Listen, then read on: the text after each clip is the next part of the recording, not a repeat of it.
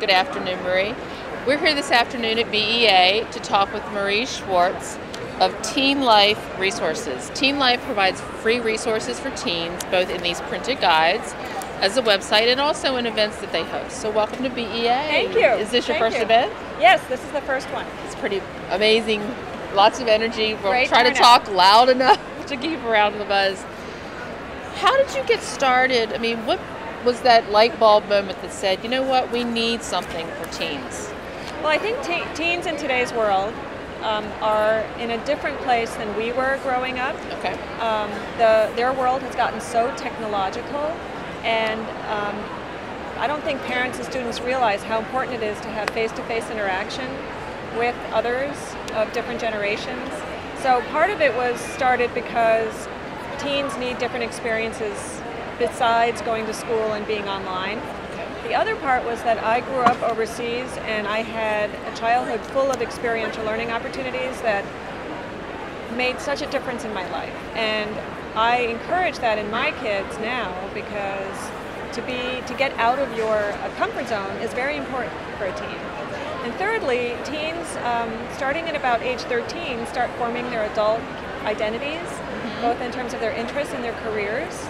So it's important to expose them early on to all kinds of things that could lead them to discover their passion in life. Now, what drew you to creating the resource for teens? Because as a mom, I'm listening to you say, okay, your 13-year-old is doing this, but you're not writing for me. You're really writing for the teens. Well, both, actually. Okay. About half of our members are parents and half are students, and then a 10% are educators who work with teens. Okay. So we realize that there's a progression. Or the younger teens generally still have their parents involved in making decisions about what they're doing, what other activities. And they might say, oh, I want to take music, or I want to do art, or and their parents help find it. But the teens who are older tend to want to get involved in their own decisions. Okay. So the site and the resources serve both. Now, in terms of you using the example of the teen who wants to take music, you know, do you have a way of helping or giving them the tools in case mom and dad don't like music? You know, is it as educational in terms of them bridging communication, or is it really just these are ways to explore your talents? Well, we don't provide advice, but we do allow a student to search on a keyword. For example, it could be fencing, horseback riding, drumming, playing in a rock band, and the site will list everything that has those words in it. So a student can look not only for things that involve maybe community service, or they can look at camps like that where they spend the night, or they could find a local music instructor who might be listed on our site. Now, in terms of the written, I mean, on the website probably evolves continually. Do you ever find that the kinds of questions or the search terms and the things that kids are looking for give you the hint for where you need the next guide to be, or does the guide sort of drive the content for the website? Well, we have about 7 guides right now that are all, and we have data on which guides are seen more than others. Oh, okay. Yeah, and I would say that the top ranking ones right now, anyway, are community service, the guide to community service, and the guide to finding a job and internship, because it's driven by what they're thinking about for the summer. Now in January, February, March, it was more about the summer program guide. So every quarter, there's like a different emphasis. We also have a guide to gap year programs, which is especially important for students who may be thinking about taking a year off before they go to college, and that starts in the fall. So there's all kinds of different. It's very seasonal. That it's pretty equal. I think the information about college admissions, there seems to be more of that around. Whereas things like our Guide to Gap Year programs is harder to find. So certain aspects of our site are more, desirable than others. Is there a guide that you'd like to see written? I mean, it's like, oh, I want to do this topic next, or Yes. do you have a plan? Well, we actually have 4. Oh, wow.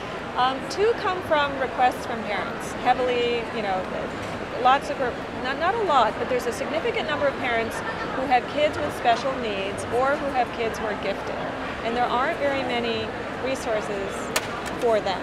So we'd like to publish a guide for both types of students, whether it's a school, a camp, a program, an online program. The other two are health and fitness for teens. Okay. And featuring perhaps ways that kids can be more physical or nutrition information, things like that, safety, athletic for athletes.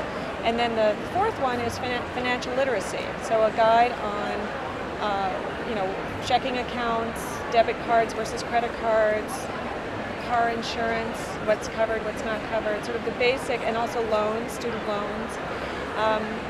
This is the age when a lot of students get their first checking account, and I don't think banks are really getting it. I think they're sort of looking at college students as their entry point, but it's too late. Well, it's interesting you say that, because I had been talking with somebody recently who is lamenting the fact that kids are learning, they're getting their allowances, that 16 flipping, at 16 getting your job flipping hamburgers, and why is it so much to go to taxes?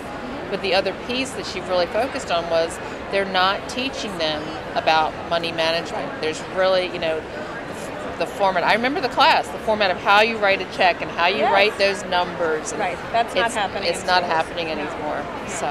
And kids, I think, a lot less have cash anymore. They seem to only want to pay with a debit card. I think paying with your phone is going to be hot soon. I saw an article about that on the way up on the plane, so that'll be interesting. Yeah. It sounds like you've got an incredible resource. Thank you for joining us and telling us about it today. You're welcome, and I encourage every parent, student, and teacher to register on our site, because that's the only way you'll get notified about our new guides. Excellent, and it is a free resource for teens, families, and educators. And once again, it's TeenLife.com.